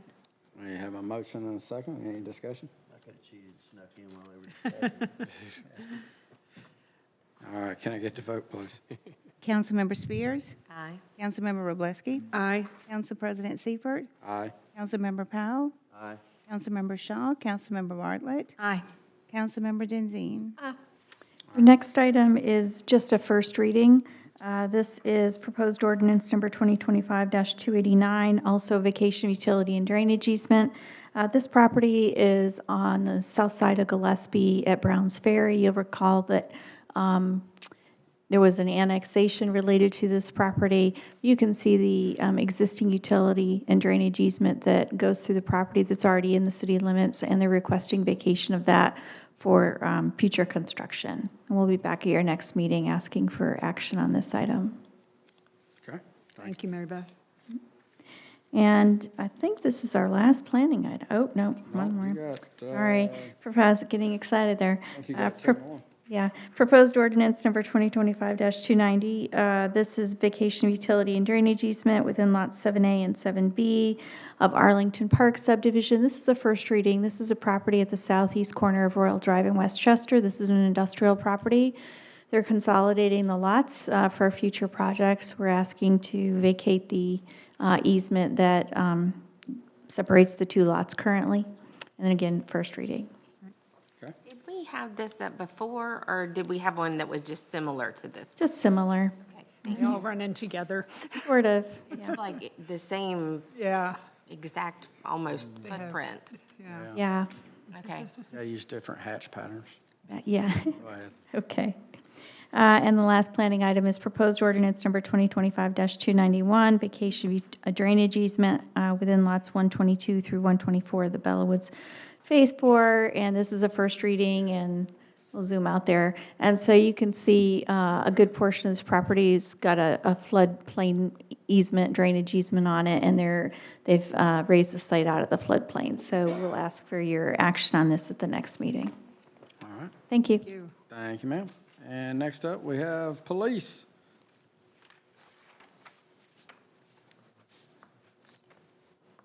Come up right when I start coughing. I have resolution number 2025-300R, and it's authorizing a memorandum of understanding for participation in the National Integrated Ballistics Information Network, NIBIN, with the Bureau of Alcohol, Tobacco, Firearms, and Explosives, no cost to the city. Move to approve. Second. All right, we have a motion and a second. Is there any discussion? Sounds really important, though. It does. Are you sure it's not pronounced Nibbin? NIBIN. I know. Potato. I know, right? All right. Can I get the vote, please? Aye. Aye. Aye. Aye. Aye. Aye. All right, that motion passes. Thank you, Chief. And last but not least, recreation. My favorite. You made them smile. I miss you, Teddy.